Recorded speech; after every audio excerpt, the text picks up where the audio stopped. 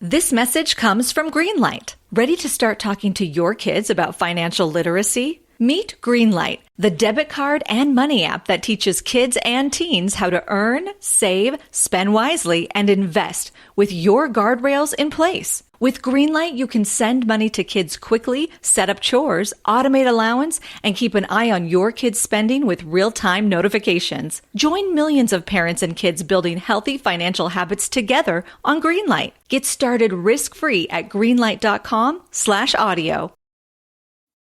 Hey, check out our brand new sponsor, Dynamic Solutions 2. That's the number 2. They offer a life-changing, dynamic financial solution. The finest in fast, professional, affordable credit repair. Is your credit in bad shape? Do you need a new car? Ready to buy a new house? You want to rent an apartment? Are you going to apply for a job?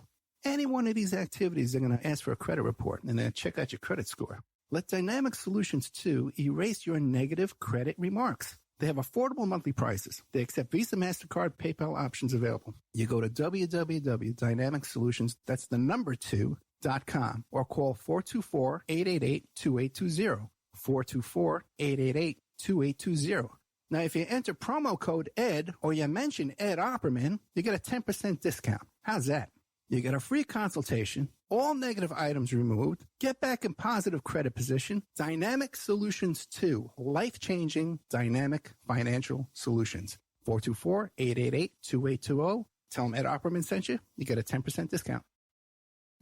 Are you ready to change your life, but don't know how to start? Is your stress and worries keeping you awake at night? Have you been battling grief, anxiety, or depression all alone? Have you lost touch with your own sense of being or spirituality? Soul Free Therapies offers professional and affordable live video streaming counseling and coaching services from the comfort of your own home. Sessions offered in English, Spanish, and Portuguese. Go to our website at www.soul-free.com and book your first session today. Hey you, podcast listener, this is your last chance. After this, there is no turning back. Take the blue pill. You wake up in your bed and go back to listening to mundane podcasts that won't challenge your religious beliefs and your so-called truths about reality, the universe, and consciousness. Take the red pill. Subscribe to the Event Horizon podcast, hosted by Mark Anthony Peterson, and he will show you how deep the rabbit hole goes. Event Horizon takes a walk into the paranormal with a splash of conspiracy. It's the podcast that would be born if David Icke and the X-Files had a baby. Subscribe to the Event Horizon podcast by Mark Anthony Peterson on Spreaker, iTunes, Spotify, iHeartRadio, CastBox, Stitcher, or any of your other favorite podcast platforms. Remember, all we are offering is the truth, nothing more.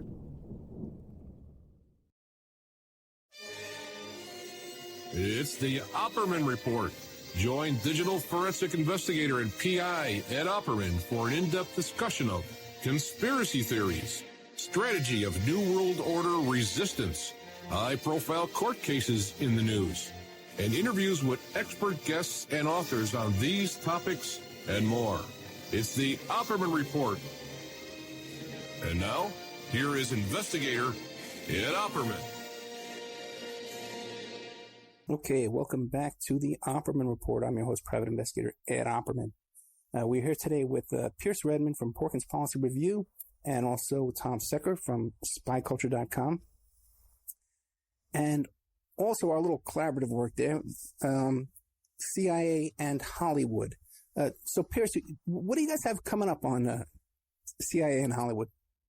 Well, we got a real. I think the episode that me and Tom were excited about recording when we first started figuring out what we were going to do for the second season, and that is dealing with the another George Clooney film.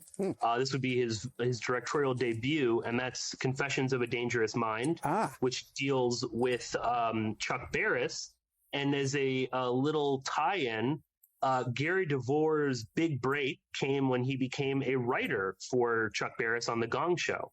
So interesting little connection there. And of course, Chuck Barris, for anyone that doesn't know, is The Gong Show, The Dating Game, very influential in terms of turning TV into, like you wouldn't have American Idol or X Factor or anything like that without Chuck Barris. And he also claimed to have been a CIA assassin and that he killed 33 people. And and Tom and I and our friend Aaron Franz from the ageoftransitions.com, we get into all of that, and we talk about if was Barris an agent, or what did he mean by saying that he worked for the CIA, and there's quite there's actually a lot of crossover between that episode and the episode we did with you, Ed, where we were talking about Edward R. Murrow and all of that. Not only does Goodnight and Good Luck star George Clooney as well, but there's also a lot of CBS connections, and there are some very deep CBS connections with Chuck Barris, including being married to one of the founders of CBS. He was married to the daughter of one of the founders of CBS.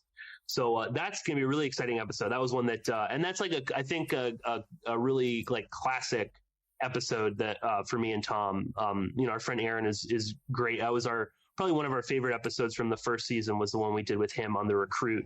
And so this episode coming up is going to be a real barn burner.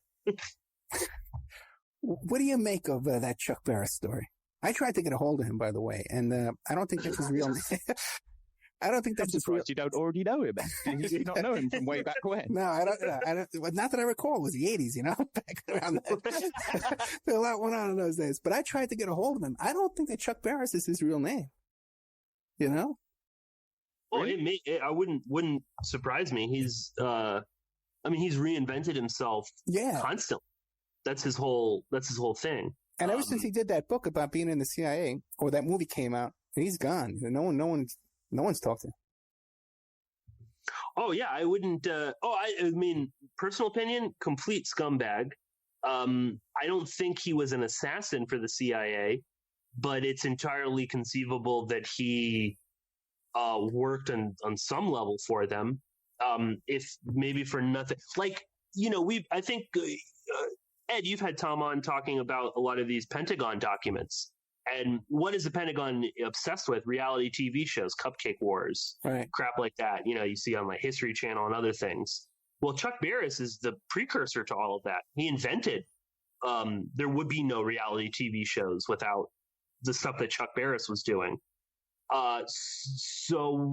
We talk in the episode if that's a possibility. His whole deal was to kind of dumb down the population, but I think the real important thing that people will get out of the movie is that less so about, it's almost irrelevant what Chuck Barris is, but what Clooney was doing with that film, that's what's important. And it's very much Clooney kind of, presenting himself to the CIA. And he, picking up on a lot of themes in that movie, a lot of conspiracy culture stuff in that film. Lee Harvey Oswald and Jack Ruby are in the movie. So it's interesting to see what Clooney was doing in terms, like why he made that his first movie, his directorial debut.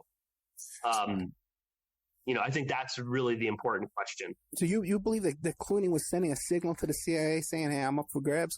Come get me." Yep. Really? Yeah, I think definitely. Especially his trajectory of movies. What about? Yeah, the timeline that we kind of outlined in this episode, that we started with the episode with you, sort of exploring the notion of good night and good luck as part of this process, whereby Clooney and Heslov as well were sending up a little flag and saying, here we are, come get us. Is that, in 2002, Confessions of a Dangerous Mind comes out, where Clooney directs the film, produces the film, it's his creative baby. And he plays in the film the handler of Chuck Barris, the handler of a CIA guy in the entertainment industry. He then goes on to make Good Night and Good Luck, where he is retelling the history of an organization, one of its proudest moments, you might argue, CBS, but completely overlooks the fact that CBS is riddled with CIA and OSS people and very deeply connected with the CIA at that time. He makes Syriana, where he plays a CIA agent.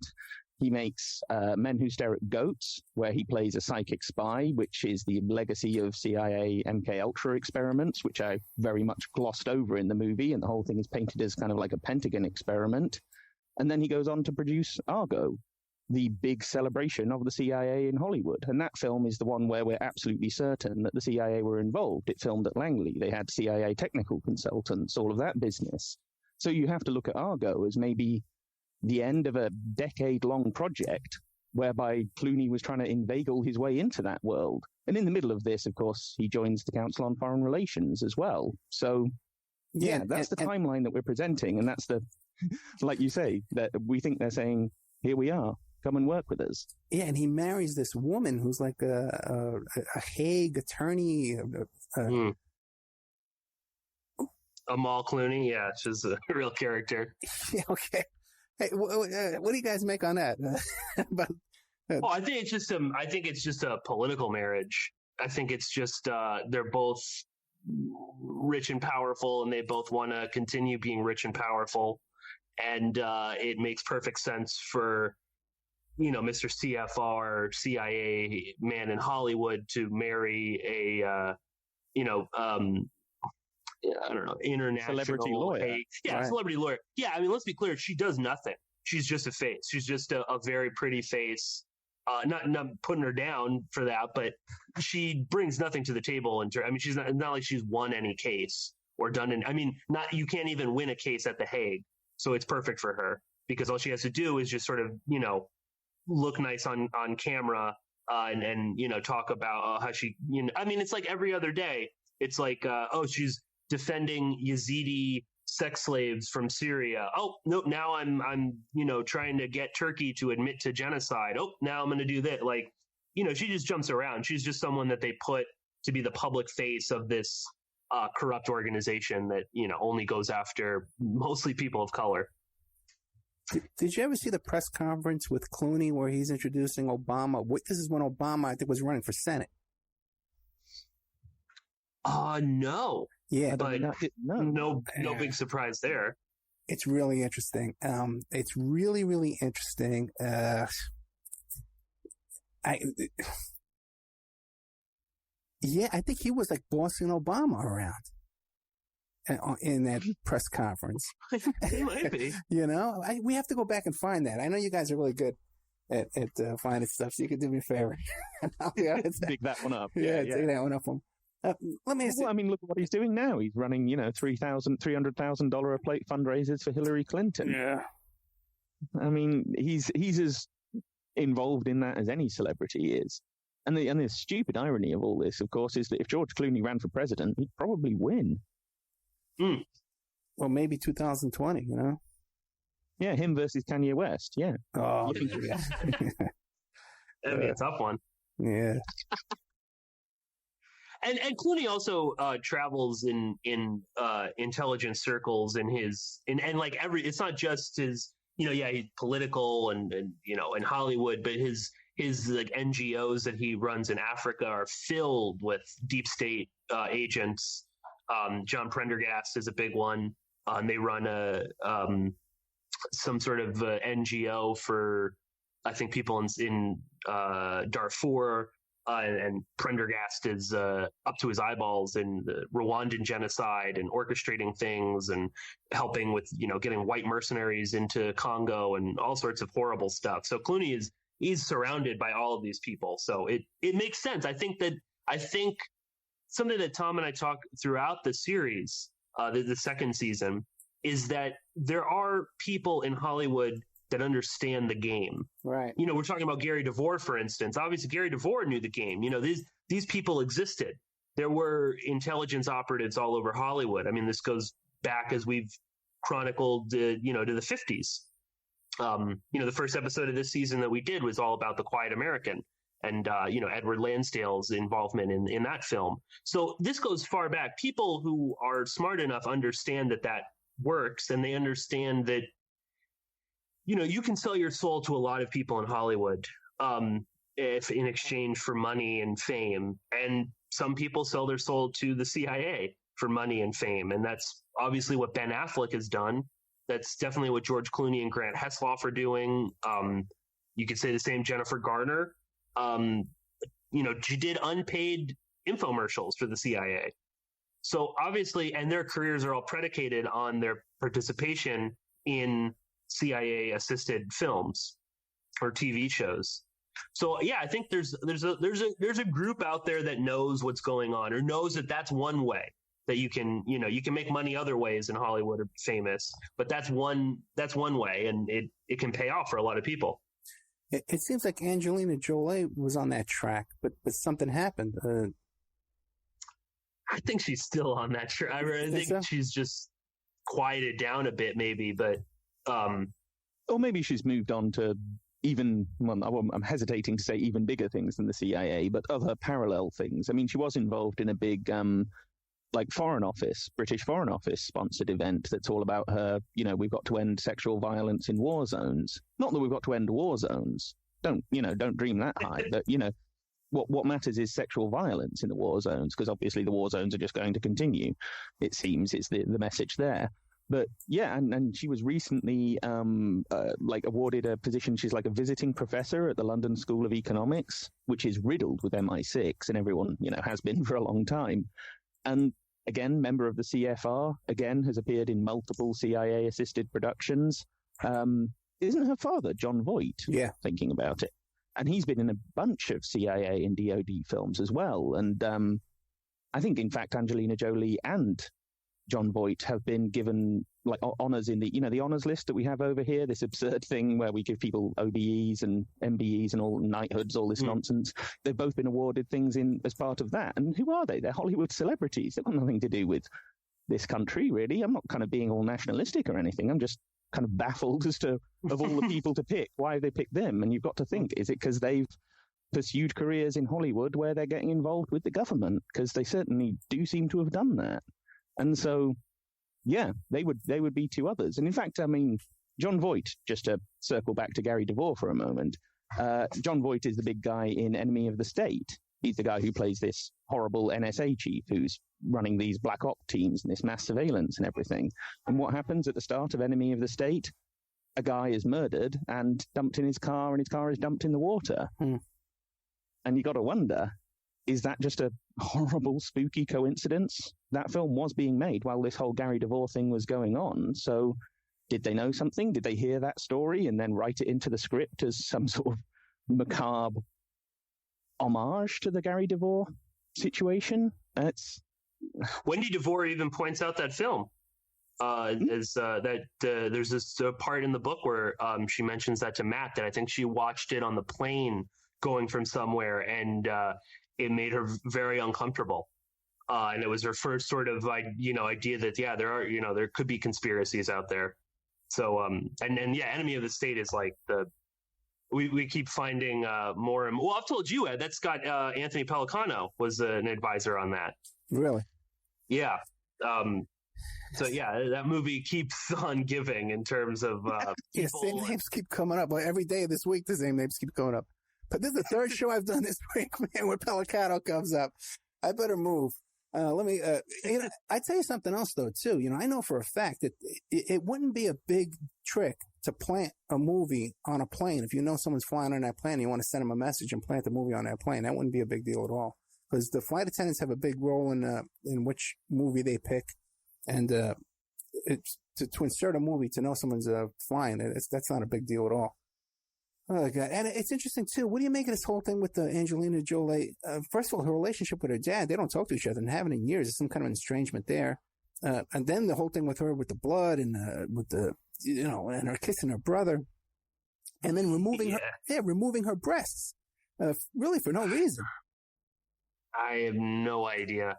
Yeah, I know. That's a weird one, too. And then encouraging other women to do that.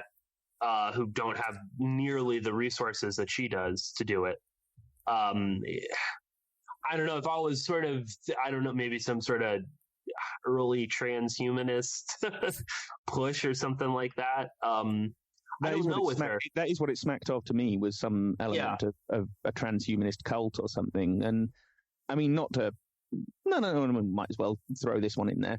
the last movie that we're looking at in this season of the CIA in Hollywood is Salt, which stars Angelina Jolie and which was made with the assistance of the CIA. And of course, in that film, she very convincingly disguises herself as a man. Mm-hmm. For a period of the film, she's wandering around in, full prosthetics as a man. And so you do kind of wonder, is there there's certainly a weird CIA transhumanism crossover going on in Silicon Valley. We can be certain of that, the sorts of technologies that they're helping to develop there. And you could argue the same with the Institute for Creative Technologies, which is this very experimental laboratory that's funded by the US Army, which develops technologies for training purposes, but also for Hollywood as well. There's a lot of that kind of thing going on. So maybe Angelina Jolie is just a sort of human example, a human manifestation of that. There certainly are a lot of transhumanists in Hollywood of various stripes. That much is clear. How much of it crosses over with the CIA and the DoD, I'm not too sure, but there is certainly some crossover. There's a bizarre 6 degrees of separation where George Clooney was on The Facts of Life with that girl, Mindy Cohen, who played the fat girl. And Mindy Cohen today, she's the live-in nanny for Brad and Angelina. And that's a weird one. Yeah. Well, her career really took off, huh? Well, but you know what? There's this whole thing about this group of friends that Angelina and Brad have, this 20 friends that live with them and travel with them and that they've known for 20 years and they're nanny for them and drive them around. And it's this bizarre little commune they have going on. Well, yeah. She's picking up, kids from all over the world. Yeah. How bizarre is that? I don't know. Yeah. It's, Angelina, just to dump on her some more, she seems pretty devoid of any real emotion when you get down to it. I think she's driven by something other than love and compassion. Especially recently. Yeah, back in, the 90s, she was sort of the wild child, and when she was with, what's his name? Billy Bob Thornton and whatnot. But now she's sort of become very, driven for something. I don't know what yet, but it's, you never see her with Brad Pitt anymore. And just, you never see her with her kid. She, collected all of them from, Cambodia and East Africa and whatnot, but she's never around with them anymore. I don't know what her deal is exactly. And her first big film was Gia, about the modeling industry, which the more you look into it is just like a cesspool of, that whole scum. Yeah, you might say so. Yeah, that whole thing with Trump Modeling Agency, where he's and all of his businesses. And Trump, by the way, he makes $5 million a year off of Trump Modeling Agency and Trump Talent Management.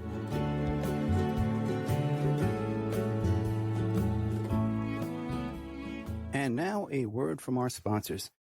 Have you ever thought about opening your own mobile cart or kiosk business?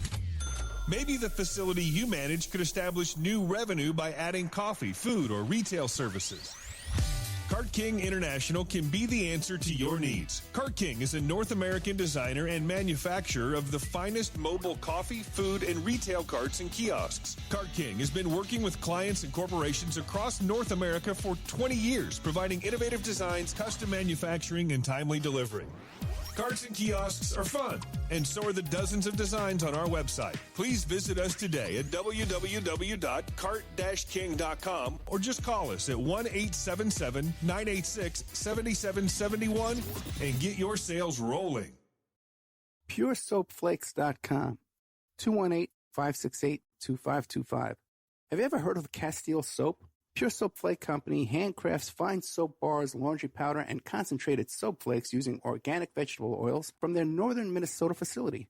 Bathe your body and wash your clothes with pure soap products that are free of fragrance, GMOs, palm oil, sodium lauryl sulfate, and synthetic additives. Keep it clean, folks.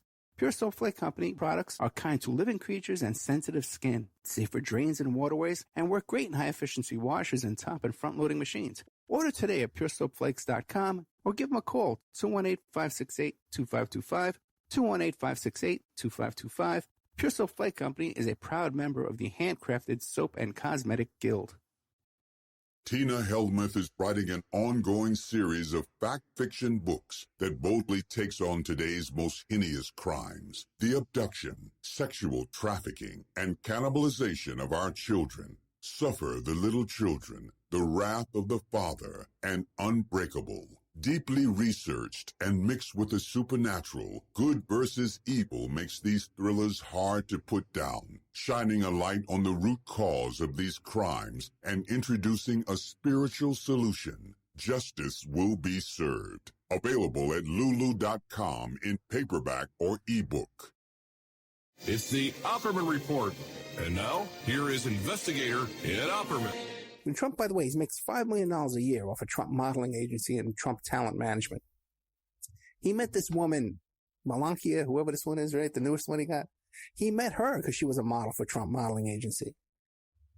And then, and this thing with these H-1B visas, all of his businesses, his golf courses, all the construction companies, he's done 1,000 of these H-1B visas to bring people in, import people from other countries to come work for him. Out of that 1,000, 250 were models for Trump modeling agency. Some of them 12 years old. Ooh. Yeah. And then you got Jean-Luc Brunel, the buddy of Epstein, who visited that jail condo he was living in there, 13 more times than there were visiting days. I think he visited 53 times and only 52 possible visiting days. So one day he visited twice or something. I don't know. And the same thing, the same accusations that Epstein and Brunel had this ability to get these visas for these little girls in Thailand and Eastern Germany, all that kind of stuff. Do you have anything new on that, Pierce? Been working on? Not anything too new. I got Tom actually sent me. I'll send them to you, Ed. Some documents on muckrock.com. Some probable cause affidavits that I've never seen before. One of them was Sarah Kellen, who's now known as Sarah Kensington, one of the procurers, and another procurer, Haley Robson, who I knew of, but had never seen anything about her. And some other interesting documents that I haven't seen. Nothing too much. I mean, there's some stuff with these books that are coming out about him that I find very suspicious. So do I. The Sarnoff book, and then this other book with this John Connolly character, this private eye / Scientology agent, who is also involved in stuff in Hollywood as well. A lot of say he actually was the first person to talk about the Pelicano, Marty Singer wiretapping and stuff. And he's also very involved in, obviously he worked for Scientology. So he definitely knows his way around Hollywood. So yeah, nothing too much yet. I think though, on the Epstein thing, I think once the RNC and DNC conventions end, there will be another wave of stories or something. Because will be closer to when these books will be released and whatnot. And I think if there is anything on that, that's when it'll happen. Tom, you got anything new? Well, just that me and Pierce have been discussing sort of possibilities as to what this whole Epstein, Trump, Clinton axis, what's the reason for this? What's really going on there? And we did raise the possibility of some kind of October surprise that's going to influence the election. And I mean, right now it's very difficult to see where this election is going and who's going to win. So one way or another, I think it is going to have an impact on that. I think it is going to mean something to this forthcoming election that is one of the worst in living memory, I've got to say. I'm glad to not be an American and not have to try and make any decision vis-a-vis this election, because you're not being offered much. Yeah. Interesting. Yes, do you want to just sort of outline one of those, the theory you mentioned to me a little while ago about where this could be going? Right. So Epstein in early 2000s funded Radar Online. Right. He gave a bunch of money along with, I think, Mort Zuckerman from the Daily News. They gave a substantial amount of money to Meir Roshan, who's the owner of Radar Online. And Then subsequently, he kind of pulled out or whatever. And Radar Online has covered Epstein quite a bit, but only as it pertains to Bill Clinton. They won't touch anything in terms of Donald Trump. And in general, Radar is friendly to Donald Trump. One of the infamous pictures of Epstein, one of the few ones that are publicly available, where he's in like a black shirt and he's at a party, is actually a cropped image of him and the owner of Radar Online at a party. And the other person pictured in that picture is the mysterious Tatiana, who appears on the flight manifests multiple times on his airplane, sometimes flying with Bill Clinton, sometimes flying with Alan Dershowitz and others. So that's who Tatiana is. I think there is something larger going on in terms of the way it's being portrayed. It's always about Clinton. And this isn't to excuse, I think Bill Clinton is a nasty SOB, but Trump is as connected to this, if not more so, because he's known Epstein for much longer. All of the focus is on Bill Clinton. Is it conceivable that Epstein, like a lot of smart billionaires, invested in a media outlet? He invested in a gossip one, but a media outlet all the same, with the insurance policy that, listen, if something goes down, you've got to kind of run cover for me. You've got to protect me on some level. So yes, Radar Online will talk about Epstein. They won't get into any of the details. They'll just refer to him as a pedo or a sleazebag. They're not really getting into the nitty gritty as to what he was doing. And they'll only mention Epstein as it connects to Bill Clinton. If you go back to some of the original things that Virginia Roberts stated when she was on the island down in St. Thomas, the one time that she was there and Bill Clinton was there, she actually asked Epstein, and this is in one of the big art. It might have been in the Daily Mail. She was quoted as talking about this instance. She said she never saw Bill Clinton involved in anything illegal, but she asked Epstein, well, why would he come here? And Epstein gives this sort of weird response that, well, he owes me a favor or something to that effect. And that always struck me as bizarre. And it always struck me that Epstein was not friends with Bill Clinton, that they were acquaintances. They certainly hung out together, but the way that Virginia Roberts interpreted it was that Epstein had serious blackmail on Clinton. He kind of was in control of what Clinton was doing, where he was going and whatnot. So could this all be Epstein helping out his good buddy Trump, his friend of 20 plus years? Yes, Epstein is kind of screwed. Everybody knows that. But he can still kind of help out Trump by deflecting any connection between the two of them and having one of his media outlets cover only Bill Clinton. So that was my sort of idea. I don't know, exactly, but it seems odd too that all of, Epstein, this just came out the other day. Steve Hoffenberg, who is Epstein's, was his business partner. Hoffenberg was the Bernie Madoff before Bernie Madoff. He's built people out of $750 million or $750 million in a Ponzi scheme. He was connected with Epstein. Well, he's come out recently saying, "Oh, Epstein is so horrible, blah blah blah." Even though he's this guy's a crook himself. Well, who did he just his super PAC just put $50 million up for a media campaign? Donald Trump. So Hoffenberg is supporting Trump. Curious Hoffenberg, yeah, he's funding a $50 million ad campaign for Donald Trump. Isn't Hoffenberg still in prison? What happened? He got out? Really? I believe he's out now, as far as I know. He runs a website, towerinvestors.com, which is the website where he posts stuff about Epstein and the money, and he's claiming, oh, it's Epstein's fault. He makes it sound like he wasn't the Ponzi schemer, that it was really Epstein that was behind this. Well, Hoffenberg was involved in the Misty Crossland case.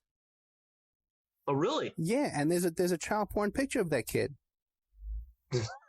Well, that's what I mean. All of these people, are associated with Epstein. So it's bizarre that so many of them are coming out in favor of or protecting Donald Trump. Yeah. You spoke to Conchita Sarnov. I mean, you wouldn't even know that Donald Trump knew Epstein, according to her. and she even misquoted that quote from Epstein, and went to great lengths to misquote that quote. Yeah, I know. Yeah, that was very big. And her, I think her former husband, David Sarnoff, grandson of Brigadier General Sarnoff, who ran Radio Free Europe. Right. There is, I don't know if it's the same one. There is a, because I know Conchita Sarnoff lives in LA. There is a David Sarnoff who's a Hollywood producer out in LA. So I don't know if they're connected. Well, her publisher is Mossad. Yeah, that's a very odd one too. And that Mossad agent who wrote a book about deception, using deception in Mossad. I'm hoping to have him on as a guest coming forward. Interesting. That's Mika Brzezinski. And one of these days, Morning Joe Scarborough mentioned, he goes, all this stuff with Epstein, is all this going to come out? And Mika got very silent, and she shoots out a lot of clues, man, during that Morning Joe show. And she says, I think all this is going to get very dark and very ugly. And I think she's somebody who would know. Yeah. Oh, and I love Joe Scarborough running his mouth about this when he's got a dead intern in his office. Oh, really? I didn't know about that. Oh, yeah. I mean, I don't know if there was any foul play, but it definitely, reeks of the kind of, foul play that goes on with some politicians. Yeah. And by the way, too, Epstein and Trump, Epstein had the phone numbers of just about every single Trump family member, including the ex-wife, Ivana. He had all their phone numbers, not just Trump. He had the kids, the girls, Tiffany. Mm-hmm. Mm-hmm. So, yeah, there's something extensive going on there with that family. Oh, yeah. No, I was just on Chuck O'Chilly's show the other night talking. I just still can't believe that this isn't even like, minor news. It's just no news. There's nothing on this. Or if it is, it's only Bill Clinton's connection. And you want to know what I just had on Hillary, who was that woman? The woman got Kathleen Willey. And we started talking about Epstein and Clinton. And even then, I felt hesitant about bringing up Trump's name and his connection and all that, because I knew she's sort of supporting Trump. They were one part of that little group, with Roger Stone. And I felt hesitant about bringing it up because I'm getting so much grief these days. I'm banned from the Trump rally now. I wouldn't. You should hear the attacks I got for doing a video on talking about Epstein and Trump. I mean, kill yourself. Yeah. Pierce is a druggie. He's a Mossad agent. Blah blah blah. I mean, they will only be convinced when they see Donald Trump go up on stage at one of his rallies and rape a little girl. That's the only way they're ever going to be convinced that he's bad. Because it's like no manner of connection or anything, no number of connections this guy can have to a convicted pedophile. Yeah, they do. This is the bizarre thing about Trump. He's become this very, cult of personality political figure, whereby it doesn't really matter what he says or does anymore. His supporters at least, will just keep running interference. They'll keep making excuses for him. They'll keep saying anything necessary that justifies them continuing to support him. It's fanatical almost. It's like It's like most people that are a victim of a con, man. They keep giving them money, or these romance cons, and they keep they want to defend them. They want to believe. You want to believe when you're a sucker, and you've been taken advantage of. Okay, today is 6/16/2016. Okay, and there's a lot going on this week down in Orlando. What do you guys make? The different theories with this alligator in Disney. I don't know what that was a weird one. I love that's what shut down Disneyland, and it was a horrible thing, but not 50 people getting murdered right next door. Yeah. I had no idea. Do you think it was the alligator's connection to ISIS, or do you think it was his sexual orientation? Mexican drug cartels? Yeah. I don't know. God. Of course, and Disneyland purchased with the help of the CIA. Oh, really? Oh, yeah. All of that land in Florida is they used several former CIA agents and operatives to help them. So that they basically purchased the land for almost nothing, and the like Lake Buena Vista is one of the quote cities that is encompasses Disneyland, and it's like a population of like 20 people. All of them are Disney employees, so they control the city government, they control the mayor's office, they control it. So Disney is like exempt from any sort of laws. It's like a little mini state down in Florida. Yeah, and there's a whole thing too where no one ever dies there because they take them to a hospital in the next county, and they do the time of death over there. Quick, get him out of here. Yeah, Mickey throws you in the back of his truck. But this whole thing down at this Pulse thing, right? You got this guy, right? Who's with Whack and Hunt, and then his dad is you see the work that Hopsicker did on this guy's father? No, not yet, but I know he's got some shady connections. Yeah, the father has to be funded by the CIA. There can't be any way around it that I can see. What do you make about that, Tom? Well, certainly the Wackenhut thing, and Wackenhut as a subsidiary of G4S, which has become an astonishingly big and astonishingly widespread security organization. I mean, I live in a small town, rural town in Yorkshire, and yet the banks around here that you see G4S vans picking up there and dropping off the money at the banks, it's that widespread. You can't get away from this organization. And they did all of the stuff at the 2012 Olympics and blah, blah, blah. But you got to wonder, one of the first details that they put out about this story was that, he'd phoned up 911 and said, this is for ISIS, or he's somehow affiliated with ISIS. But he spent the last decade working for an American or even international conglomerate security firm.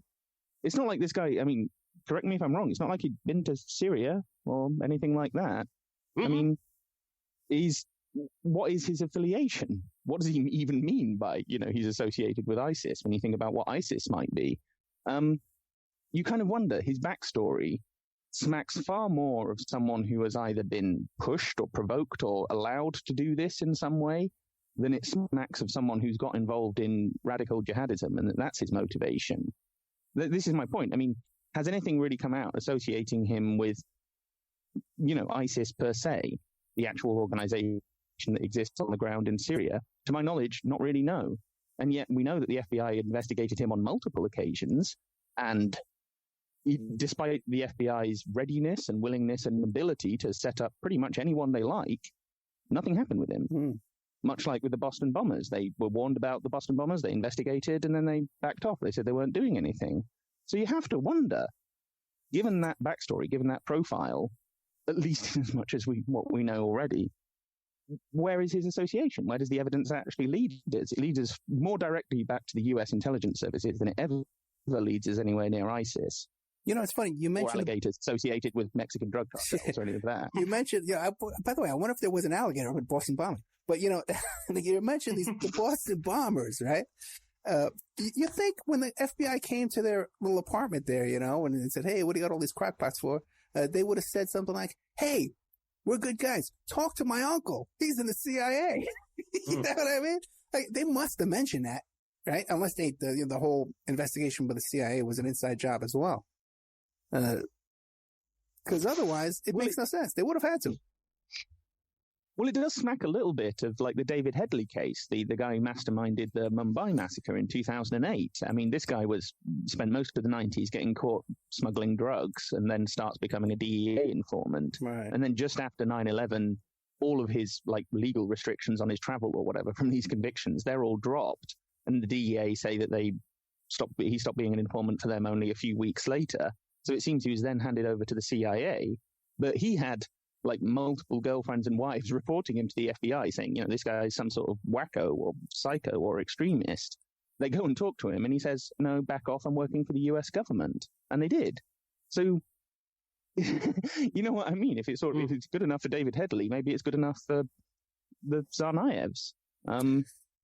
It does seem like almost every single time one of these events happens, the person, at least most primarily tagged as responsible, has had some history. None of these are clean. They're not people who were completely unknown to the security services. They knew these people. And just like I say with the FBI, they've set up hundreds of people in sting and entrapment operations and with paid off informants and all the rest of it. Right. And so you have to wonder, if they're so willing and able to do that, how is it that these people, these apparently so dangerous people, such dangerous people, slip through the net? Yeah. And this guy then goes out and buys a bleeding assault rifle. And then we have this video that they don't show. First of all, they never talk about Wackenhut. They never talk about GS4 in the media. He worked for a big security company. Okay, that's it. Move on. And the father is so obvious, the CIA product. Forget it. They're playing these videos on a CIA-run TV station over there. And then we get this. There's this video of about 6 cop cars with their lights and sirens, right? And they were parked in a row right in front of this place, and these cops are blasting away at that building. Then I saw, and 11 cops have acknowledged that they fired their weapons that night. So that if they emptied their guns, it's 150 bullets right there. The other thing now too is, I just saw some video of the outside of this club where they had punched some holes through the cinder block walls, and there's bullet marks around the holes. So they had punched these holes, and the cops were shooting into these holes. I don't know how they punched these holes in there. That's a whole other story. But if there's a real investigation, I think we'll find out that more of these people were killed by police fire, if God, there would be a real investigation, than anybody else shooting at them. I saw those two with the big holes, and I thought, did he have a bomb or something? Yeah, no, the whole thing stinks. Yeah. The father is I mean, and again, it's so early, so it's impossible. Yeah. But I wonder if the father didn't push him. You see that a lot with the Tsarnaevs. I don't think Tamerlan or Dzhokhar were the sharpest tool in the shed. Now their uncle Ruslan might have been. Was he pushing them into this? The same thing with this father who is claiming his son hates all gay people, yet he doesn't know that he's going to gay clubs. Does the father use it?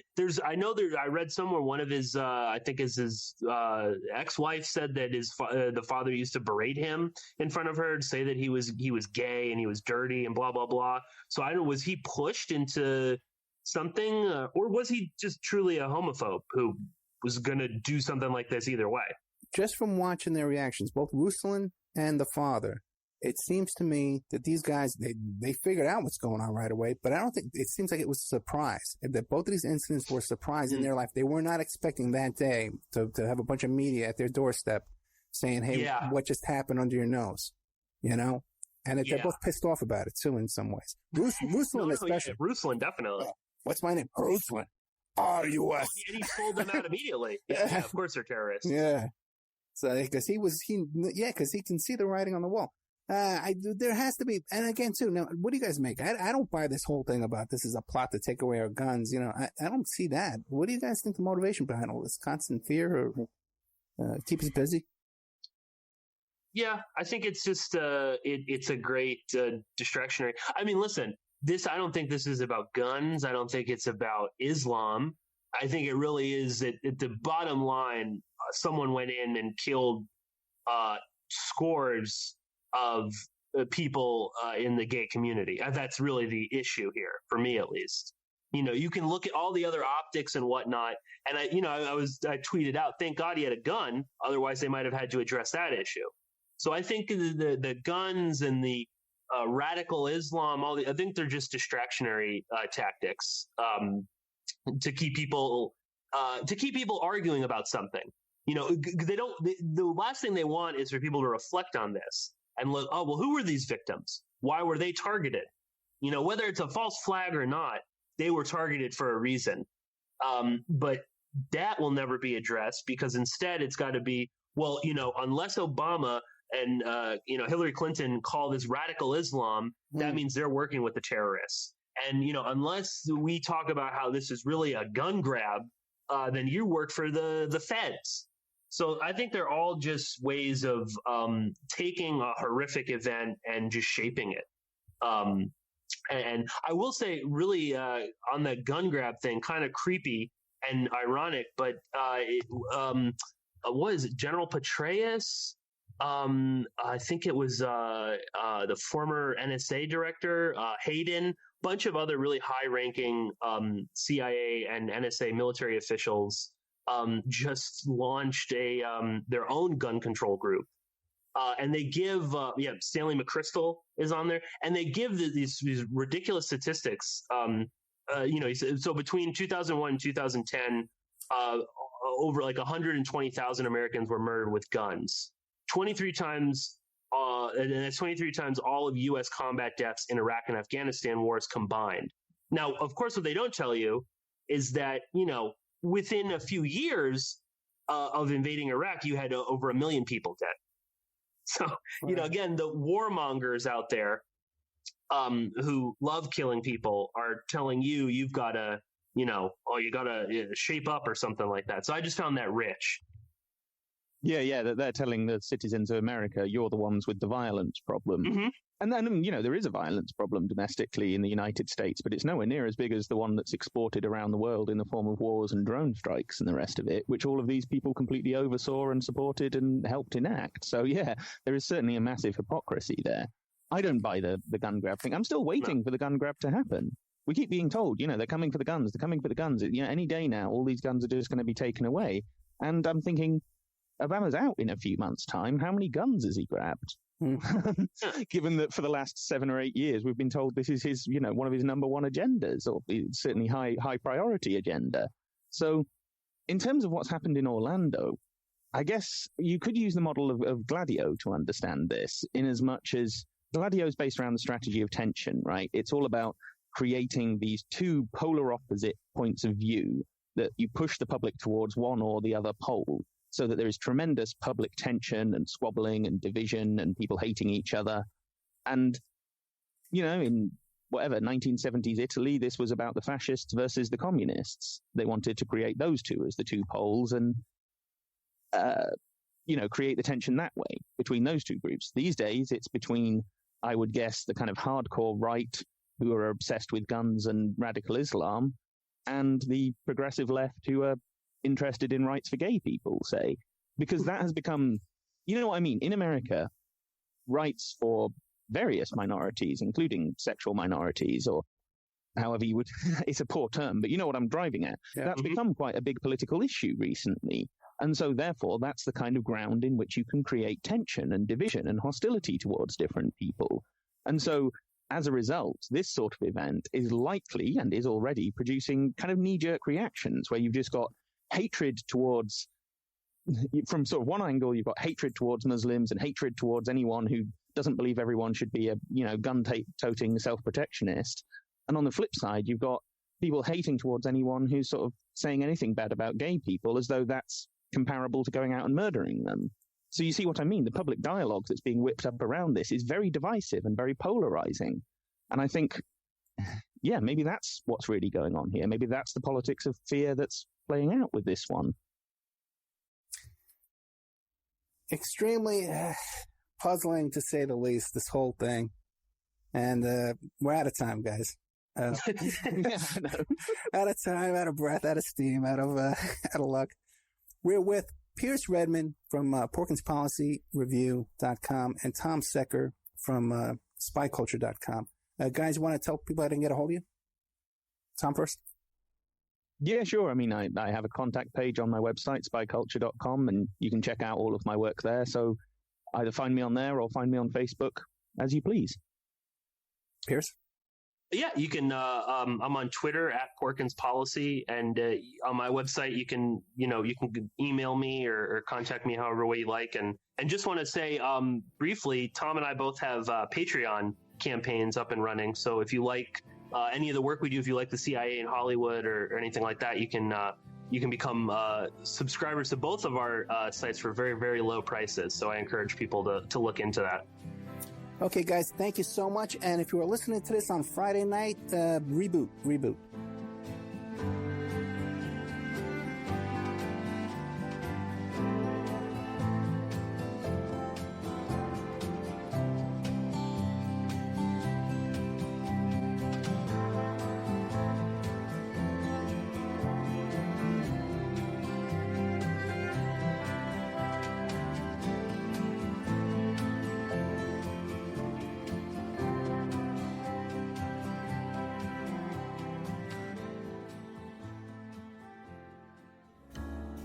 OppermanReport.com.